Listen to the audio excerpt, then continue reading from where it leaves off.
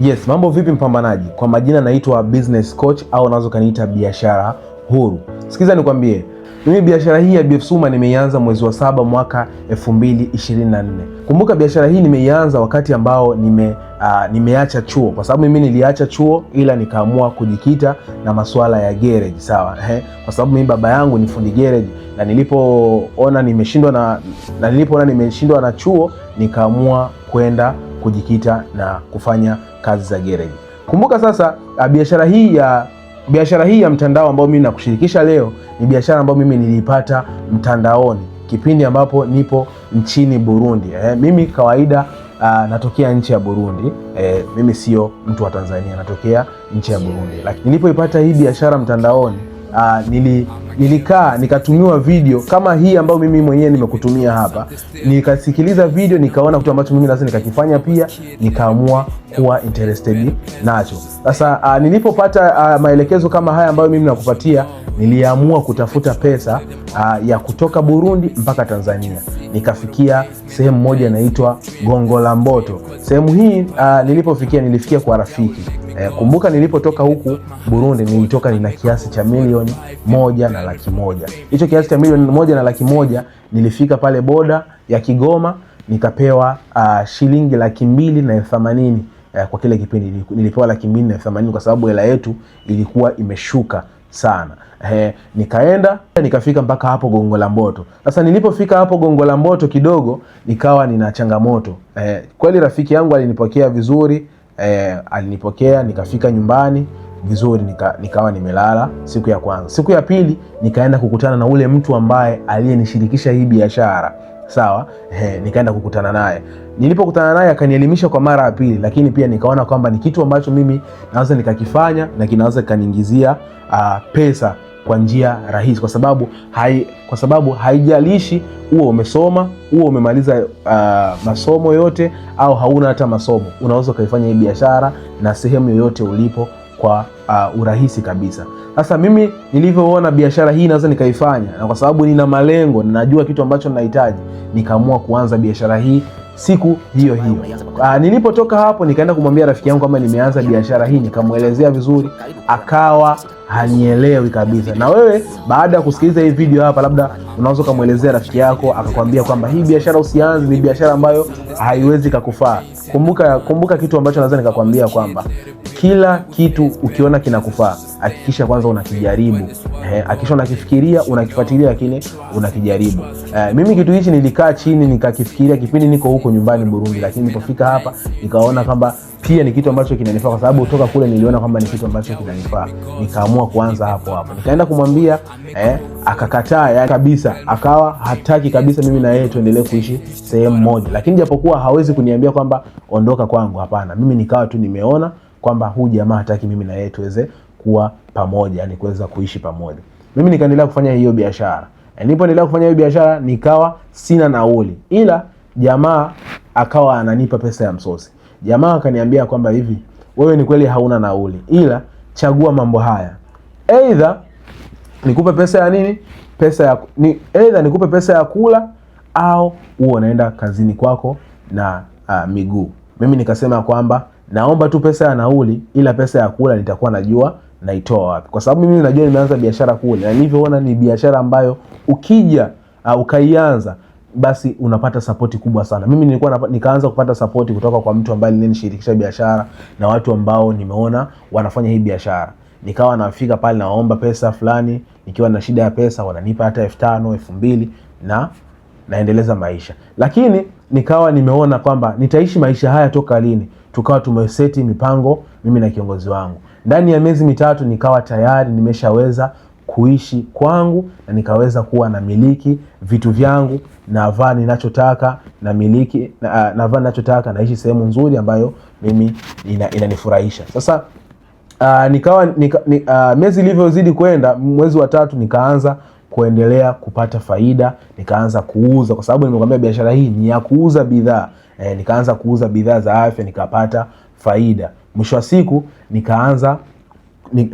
nikahama ile sehemu, nikahamia sehemu nyingine zaidi, nikanunua vitu vyote ambavyo vinatakiwa ndani. Lakini mwisho wa siku nikafanikiwa kununua iPhone 15 Pro Max kama jinsi unavyoiona. Hii ni iPhone 15 Pro Max ya kwangu ambayo nimeinunua kutokana na faida za rejareja ambazo nimezipata kupitia biashara hii. Sasa sikiliza mpaka mwisho. Nataka nikuelezee biashara hii ni biashara aina gani, unawezaje ukaifahamu, na unawezaje ukaingizaje pesa, na unawezaje ukafanikiwa na hii biashara. Kwanza, kitu cha kwanza ambacho natakiwa kufahamu, kwa nini ufanye biashara katika karne ya 21? Kwa nini wewe ufanye biashara? Ni muhimu sana wewe kufanya biashara katika karne ya 21. Tujifunze kuhusu pesa. Pesa, kama pesa inaathiri ubora wa elimu wa watoto zako. Lakini pia kama pesa inaathiri ubora wa nyumba unayoishi. Lakini pia kama pesa inaathiri ubora wa hospitali unayotaka kutibiwa. Maana yake ukiumwa, unajua kwamba mimi pesa nilionayo ni kwamba haiwezi kunikubalia labda niende nikatibiwe sehemu fulani. Kuna hospitali ambayo natakiwa niende nikatibiwe mimi, ambayo inaendana na pesa zangu. Lakini pia pesa ni nini? Unaweza kawa unajiuliza pesa ni nini? Unatafuta pesa lakini haujui maana ya pesa. Pesa ni nini? Pesa ni faida ambayo unayoipata kwa kuuza au kwa kutatua matatizo ya watu kwa faida. Ni kwa nini unatakiwa utatue matatizo ya watu kwa faida? Ili uweze kuingiza faida. Kumbuka, hakuna mtu yoyote ambaye anayepata pesa bila kutatua matatizo ya watu kwa faida. Lakini je, wewe unatatua tatizo gani? Unatatua tatizo gani? Sikiza nikwambie mambo matatu kuhusu pesa. Jambo la kwanza, kuingiza pesa ni ujuzi, lakini kuhifadhi au kubudget pesa ni nidhamu, lakini kuwekeza pesa ni maarifa. Hivi tunatakiwa kuvizingatia. Lakini pia kuingiza pesa, kuna njia mbili za kuingiza pesa. Njia ya kwanza ni njia ya mshahara, lakini njia ya pili ni njia ya faida. Mshahara unakupa nini? Mshahara unakupa pesa ya kula, kujenga nyumba na kupeleka watoto wako shule. Mshahara hauongezeki. Lakini mshahara hata kama unaongezeka, wewe hauwezi kuongeza, kwa sababu mtu ambaye anaweza kuongeza ni mwajiri wako tu. Lakini pia faida inakupa nini? Faida inakupa maisha, ndoto zako. Lakini faida inaongezeka pale ambapo wewe unaongeza juhudi. Lakini pia faida unaweza kumrithisha mtu yoyote. Ndio maana ukija huku unaambiwa andika mrithi wako ambaye atakayekuja kurithi biashara yako hii. Lakini faida ni sawasawa na biashara, lakini mshahara ni sawasawa na ajira. Lakini sasa hapa tajiri anawauzia watu wengi majawabu ya matatizo yao. Leo tunaenda kutatua matatizo mawili. Tatizo la kwanza ni tatizo la uchumi, lakini tatizo la pili ni tatizo la afya. Na kwa nini afya? Hapo mbele nitaenda kuelezea. Sasa watu wanaotafuta kipato na wafanyakazi waliopo kazini, wote wanalia kwamba kipato chao hakitoshi. Lakini changamoto ni kwamba hawana muda wa kuanzisha biashara, hawana mitaji, hawana uzoefu wa kufanya biashara. Lakini pia ni watu ambao mishahara yao haiongezeki na wana madeni mengi sana. Wanakuta sasa mahitaji yao yanakuwa makubwa kuliko mishahara ambayo wanapata. Mahitaji yao yanakuwa makubwa kuliko pesa ambazo wanazopata. So unajikuta pesa ya mafuta inakuwa nyingi, inakuwa inaongezeka. Pesa ya matumizi ya vyakula inakuwa inaongezeka. Pesa ya matumizi ya mafuta ya gari inaongezeka, lakini mshahara wako bado uko pale pale. Lakini hizi ni mbinu ambazo huwa wanazitumia kuweza kuingiza pesa. Mbinu ya kwanza, madili, rushwa, vikao, seminar au overtime. Hivi ni kati ya vitu ambavyo unatumia sana kuingiza pesa. Sikia nikwambie, unapiga magoti na kumuomba Mungu ili mwajiri wako akuongezee kipato au mshahara, kwa sababu wewe huna uwezo wa kuongeza. Lakini yeyote ambaye anakupangia ukubwa wa kipato chako, basi pia anakupangia malengo yako. Mtu yote ambaye anakupangia ukubwa wa kipato chako, basi ndio ambaye anakulimit wewe uwe na malengo ya kiasi gani. Dunia imejawa na watu ambao wana vyeti vizuri lakini hawana ajira. Sawa? Hapa kuna takwimu inayosema ya kwamba kila mwaka kuna watu zaidi ya milioni 1 ambao wanahitimu chuo kikuu. Watu zaidi ya milioni 1. Lakini cha kushangaza, katika watu milioni 1, watu ambao huwa wanaqualify kupata kazi ni watu 250,000.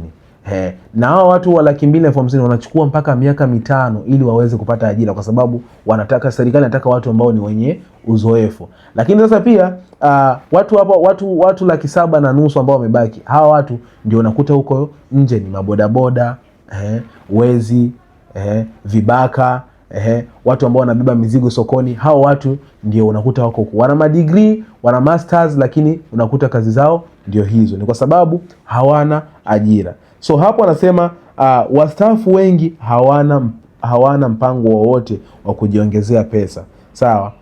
Tatizo liliopo, waliopo kazini kipato hakitoshi. Waliohitimu vyuo hawana ajira. Yaani hivyo hawana kipato. Lakini wastaafu kipato pia hakitoshi. Hawa wote wanatafuta namna ambavyo wanaweza kujiongezea kipato. Je, tujiulize swali. Serikali itaweza kuwapa nafasi za kazi wote, au inaweza kuongezea ajira, inaweza kuongezea kipato hao watu wote? Jibu ni kwamba serikali haina uwezo wa kuwapa namna gani ambavyo wanaweza wakajiingizia kipato. Ndio maana unaona hata waziri mkuu alisema ya kwamba watu wakimaliza vyuo vikuu waende wapi? VETA, akaongeze ujuzi. Sasa sikia nikwambie, tatizo la pili ambalo tunaenda kulitatua ni tatizo la afya. Nilisema nitaelezea kwa nini ni afya. Siku hizi ni kawaida watu kupungukiwa na changamoto ya nguvu za kiume, lakini changamoto ya bawasiri, changamoto ya tezi dume, changamoto ya choo kigumu, changamoto ya maji machafu sehemu za siri, changamoto ya chunusi sugu. Hii kampuni iliona ya kwamba kwa nini Waafrika wana hizi changamoto, ikaamua kuja kuleta hii hali ili watu wapone changamoto zao, lakini watu wapate pesa. Ndio maana huku watu wengi wanapata pesa. Unapataje pesa? Hakikisha unasikiliza video hii mpaka mwisho.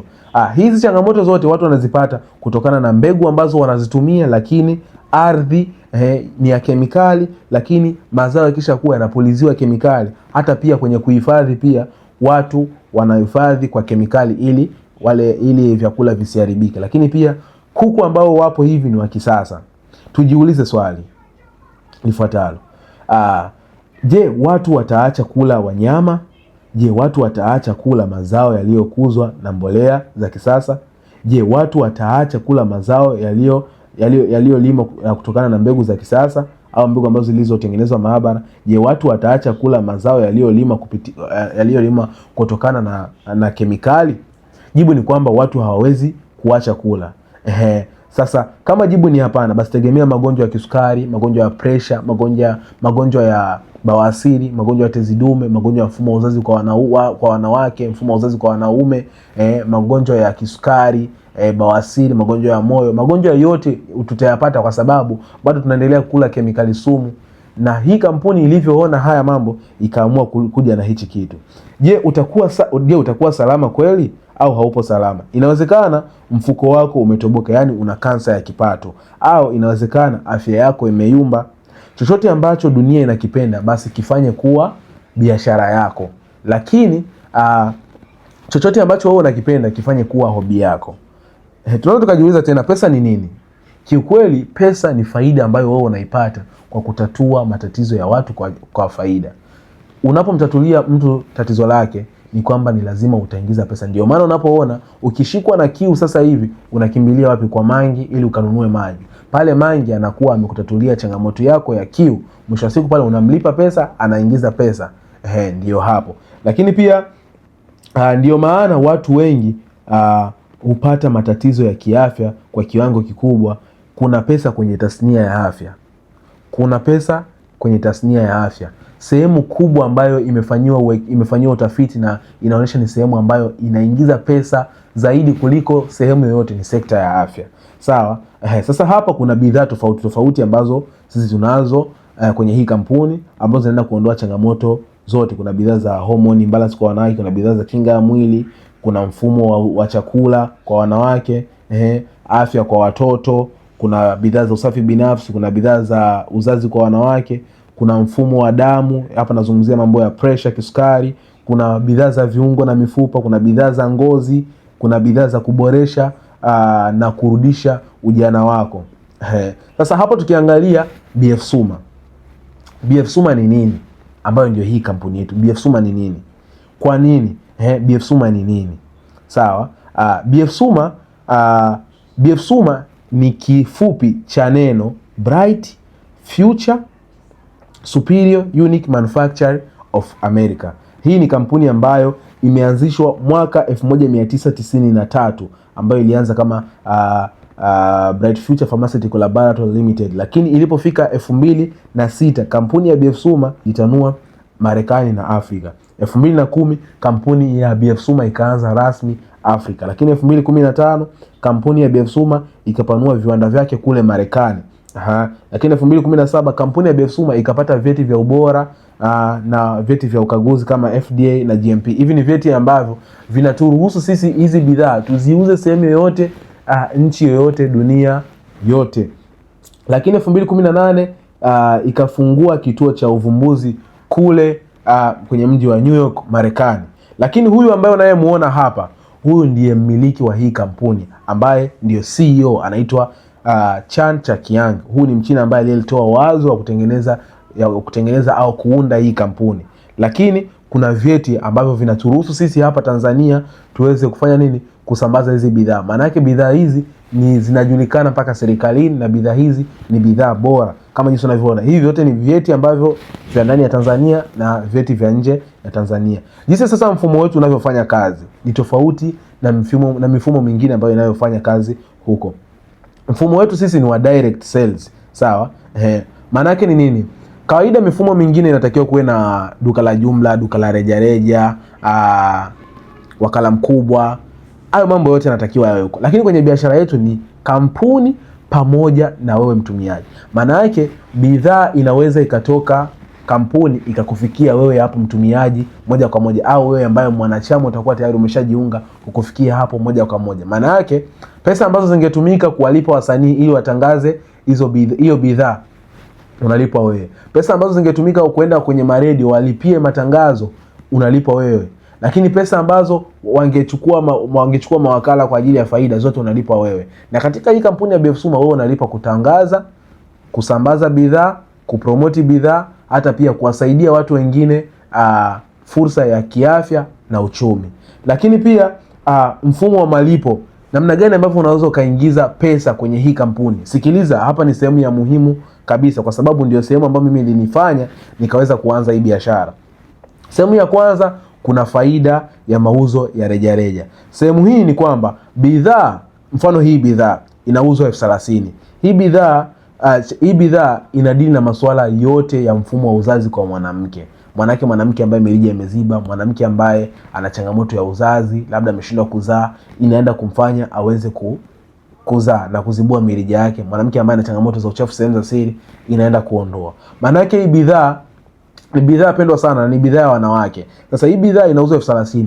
Wewe unaweza ukaichukua kiwandani kwa shilingi 30,000. Kisha unaweza ukaiuza mpaka 100,000.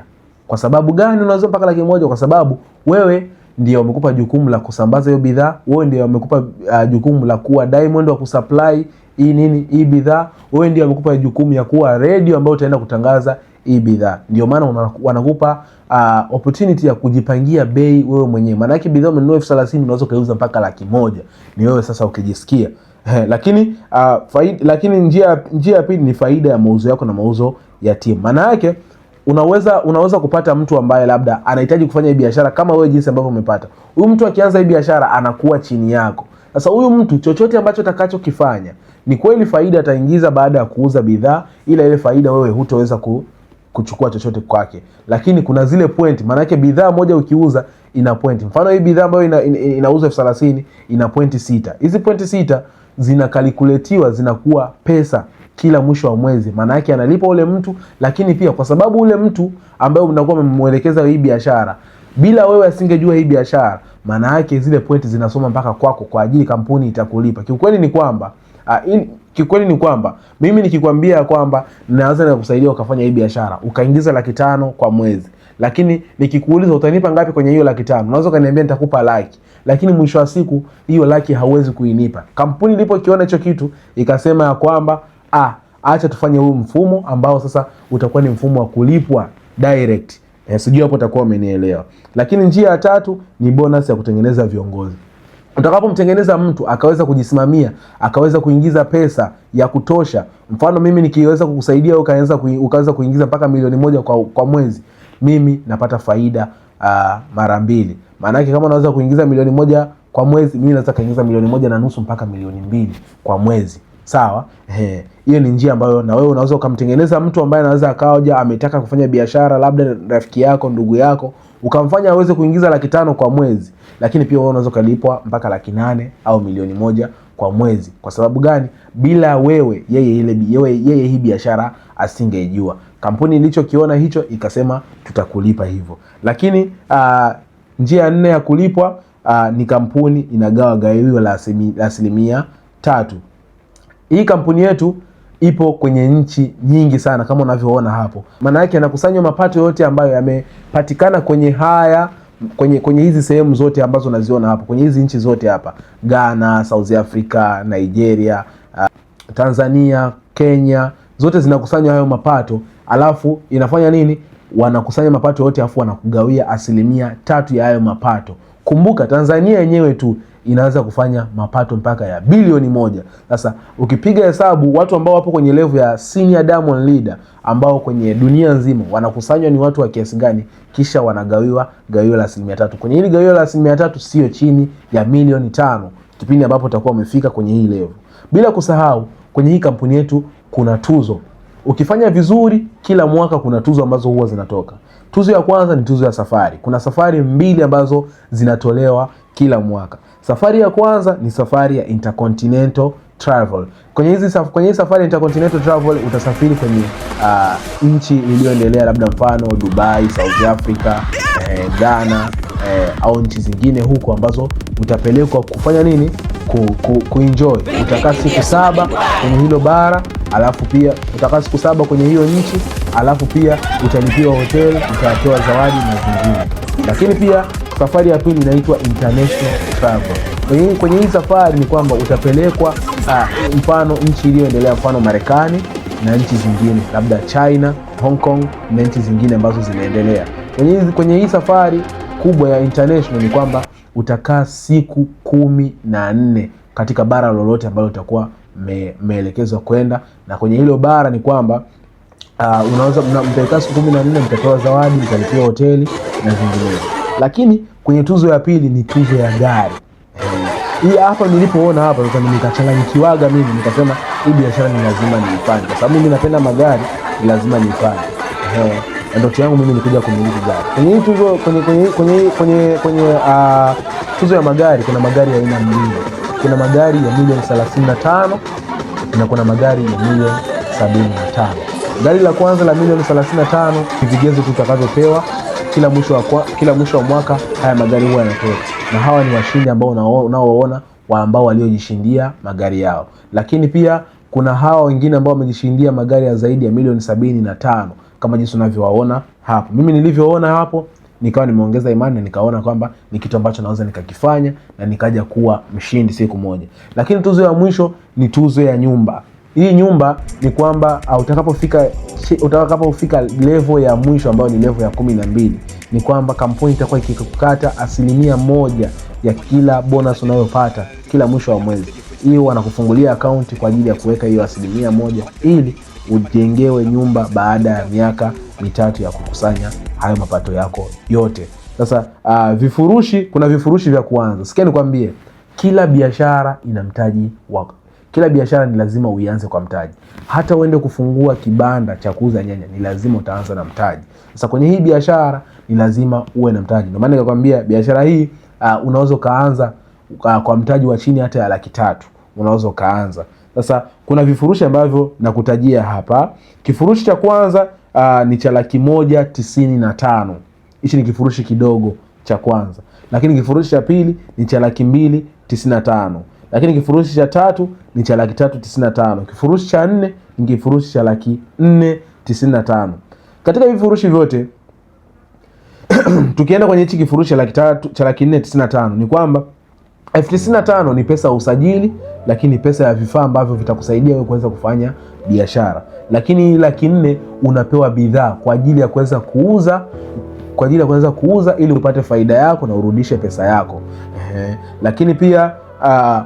Lakini pia hizi bidhaa unapewa kwa ajili ya kwenda kupata shuhuda, ili wewe mwenyewe kwanza upate uaminifu kwamba hizi bidhaa ni kweli zinafanya kazi, kwa sababu ni bidhaa ambazo zina matokeo kabisa.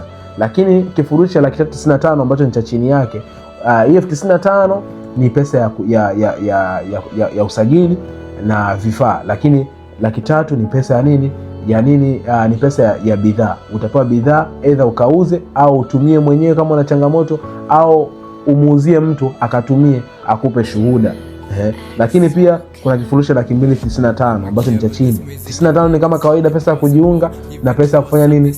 Na pesa ya vifaa. Lakini 200,000 ni pesa ya bidhaa ambazo utapewa pia. Lakini kifurushi cha mwisho ni cha 195 ambacho hichi kifurushi ni kwamba 95 ni pesa ya kujiunga biashara ambayo ni ya usajili, lakini pamoja na vifaa. Lakini 100,000 ni pesa ya bidhaa ambayo utapewa hizi bidhaa kwa ajili ya kuuza, kupata testimony, yani kupata shuhuda, ili uone kama ni vitu ambavyo vinafanya kazi kabisa au ni unaweza kaitumia wewe mwenyewe. Sasa katika hii mitaji yote, mitaji aina 3 ya mitaji aina 4 ambayo nimeitaja hapa, ni mtaji gani ambao wewe unakufaa? Sikia nikwambie, ni kweli una malengo makubwa, unahitaji kufanikisha malengo yako, lakini usipochukua hatua leo utabaki kuota ndoto ambazo hauwezi kabisa kuzitimiza. So hakikisha kama wewe ni mtu ambao una malengo, unaanza biashara mapema, kwa sababu ni kati ya kitu ambacho kitakufanya wewe uweze kufanikiwa. Sikiza nikwambie, utakapoamua kuanza biashara leo, nipo radhi kukushika mkono, kukuelimisha na kukusaidia ili uweze kuingiza pesa ambazo hujawahi kuziingiza. Utakuja kuingiza pesa nyingi ambazo zitakuja kukufanya uweze kutimiza malengo yako. Nikikusaidia leo uweze kuingiza 1,000,000 kwa mwezi, basi na mimi pia ni lazima nitafaidika zaidi, kwa sababu kama utaingiza 1,000,000, mimi ni lazima ninaweza nikaingiza 1,500,000 mpaka 2,000,000. So mimi jukumu langu ni kukufanya wewe uweze kuingiza hiyo 1,000,000 ili na mimi nipate 2,000,000. So hapo ni lazima nitakuwa bega kwa bega na wewe, ili nihakikishe unafikia malengo yako, ili nihakikishe unafikia ndoto zako. Hakikisha unaanza biashara. Nashukuru sana kwa kunisikiliza. Naitwa Business Coach, au unaweza kaniita biashara huru. Hakikisha unaanza biashara, kwa sababu kumbuka una ndoto, kumbuka una wazazi wanakutegemea, kumbuka wewe ni mtu ambaye unahitaji kukamilisha malengo yako, wewe ni mtu ambaye unahitaji kuwa na familia. Hakikisha unaanza biashara. Hakikisha hauendi kuomba ushauri kwa watu wengine, kwa sababu ukitaka mtu akushauri, basi hakikisha unamtumia hii video pia ili aweze kushauri, kwa sababu hichi ni kitu ambacho ni cha uhakika, na ukikifanya matokeo ni ya uhakika kabisa. Nikutakie wakati mwema, na wapenda sana.